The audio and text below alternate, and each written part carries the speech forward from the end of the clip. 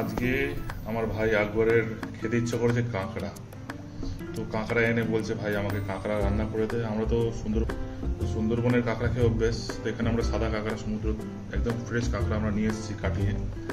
তো তার সরঞ্জাম, আমরা জিনিসপত্র সব রেখেছি এখানে, কি কি মশলা দেবো না দেবো সব দেখে নিন। আর এখানে কি আছে? এটা হচ্ছে আদা রসুন আর কাঁচা লঙ্কা পেস্ট। ঠিক আছে, এবার আমরা দেখাবো রান্না কিভাবে আমরা কাঁকড়া রান্না করছি। ঠিক আছে, কিভাবে হবে রান্না? রান্না হবে দেখাবো।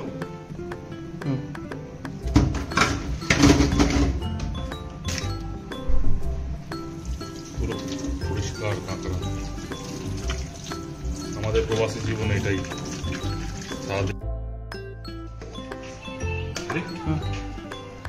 তেলটা ঢাললাম, তেল ঢালা হয়ে গেল, তেলটা একটু গরম হোক, তারপর একটু কাঁকড়াটা ভেজে নেবো।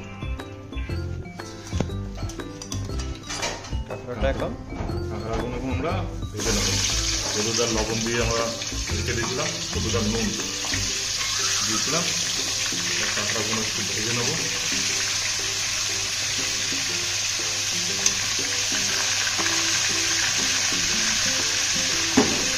কতক্ষণ প্রায় হবে? কতক্ষণ ভেজে নিতে হবে? 5-7 মিনিট ভাজবো।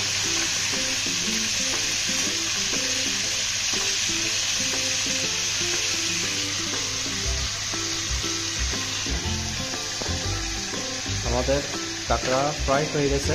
ফ্রাই না, ভাজা হয়ে গেছে। ফ্রাই না, ভাজা। ভাজা লাল লাল করে ভেজে নিয়েছি আমরা।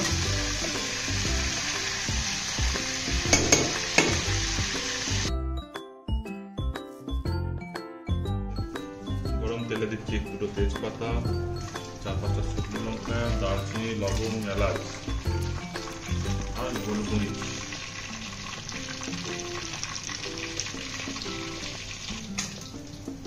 এবার দিয়ে দেবো হচ্ছে একটু বেশি করে পেঁয়াজ, 4টে বড় বড় পেঁয়াজ। আপেল পেঁয়াজ।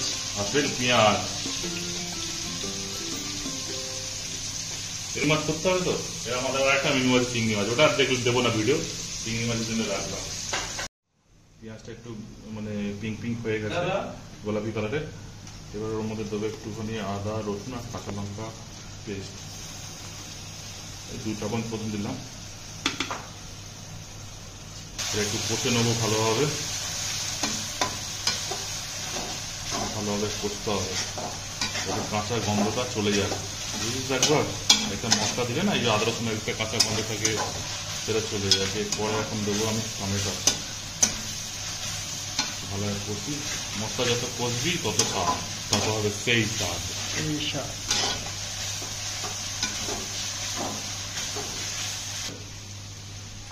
এবার দেবো আমি টমেটো। ঠিক আছে, টমেটো দেওয়ার সাথে সাথে একটা জিনিস দিতে হয়, জানিস তো কি? টমেটো আমি বলতে চাই না, টমেটো দেওয়ার সাথে সাথে স্বাদ মতন লবণ দিতে হয়, তবে টমেটোটা গলবে, বুঝলি?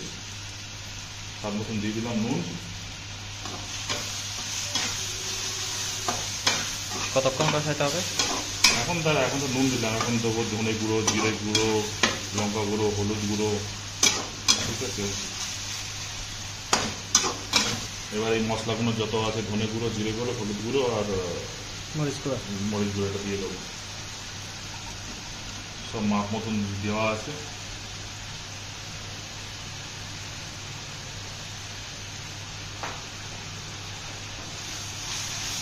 এবারে ভালোভাবে কষাতে হবে, কষিয়ে মশলার যত কাঁচা মশলার গন্ধটা কাটাতে হবে, বুঝলি? কাঁচা মশলার গন্ধগুলো কাটাতে হবে, নাহলে মশলা খেতে ভালো লাগে না। একটুখানি জল দেবো, মানে মশলা ধরে যাবে। অল্প একটু জল দিয়ে করতে হবে, অল্প একটু জল দিলে আমার মশলা করবে।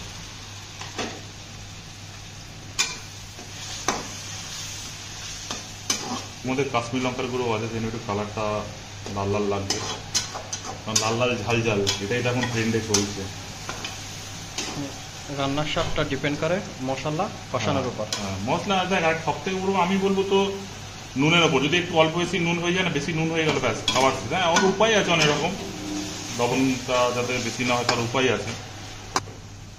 এবার হচ্ছে কি করবো বলতো, এবার তেল যতক্ষণ না তেল ছাড়ছে মশলা ততক্ষণ করতে থাকবো। ঠিক আছে, এখন দেখ তেল ছাড়ছে আস্তে আস্তে, বুঝতে সাইডে সব তেল আছে, দেখ তেলটা ছাড়ছে। আর ওখানে কষিয়ে নিয়ে তারপর কাঁকড়া দিয়ে যতটা জল দরকার দিয়ে দেবো। ঝোল খেতে চাইলে ঝোল, গ্রেভি চাইলে গ্রেভি, তারপরে 10-15 মিনিট নামিয়ে দেবো। কালারটা আবার সেই হয়েছে, পুরো সেই কালার। মশলা কষাটা হয়ে গেছে শেষ। এবার দেখি কাঁকড়াটা দেখ। এখন কি কাঁকড়া দিয়ে দিবি? হ্যাঁ, কাঁকড়াগুলো দিয়ে দেবো এর মধ্যে, দিয়ে করতে হবে ভাই।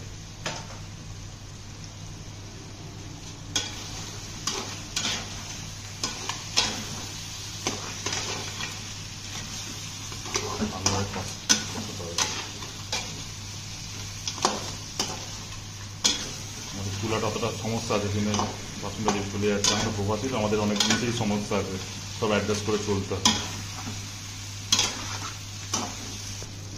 বা এবার এটা কিছুক্ষণ 5 মিনিট মতো ঢেকে রাখবো, বুঝেছিস? মিডিয়াম লো আছে। কথাটা কথাটা কেমন হয়েছে বল? কষাটা অসাধারণ লাগতেছে। এবার জল দেবো পরিমাণে, গন্ধটা শুনে বেরোচ্ছে না? খুশবু। এবার একটা পরিমাণ মতন জল দেবো, কারণ আমরা একটু অনেকজন আছি তো, একটু ঝোল ঝোলই খেতে হবে। ব্যাস ভাই, কালারটা অসাধারণ, টেস্টটা, গন্ধটা খুব সুন্দর বেরোচ্ছে। একদম কাঁকড়ার যে আমরা এখানে নিচে কাঁকড়ার একটা অ্যারাবিক গ্রিল শপ আছে, ওই সেম। এবার এখানে করবো কি বলতো, না বসে একটু ধনেপাতা দিয়ে দেবো, ধনেপাতা দিয়ে দেবো। ভাবলাম গরম মশলা দেবো, কিন্তু দিলাম না, গরম প্রচুর আছে। ধনেপাতা দিলাম আর নামিয়ে দিলাম। আমাদের রান্না শেষ, এই রান্না মুহূর্তে শেষ। খাওয়ার জন্য প্রস্তুত।